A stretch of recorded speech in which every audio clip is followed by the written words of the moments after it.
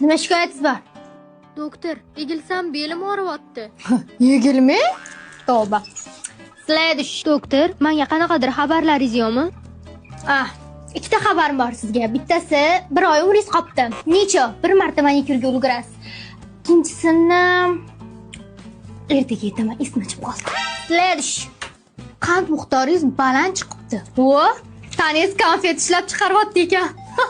Следующий. Menda qanaqa kasallik ekan? Tifas.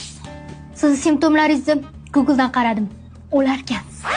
Следующий. Doktor, ukol qilib qo'yasizmi? Ukol? Ukoldan men qo'rqaman. Nima qilsam yaxshi bo'laman? Maqatdan bilaman, sizga folmanmi? Следующий.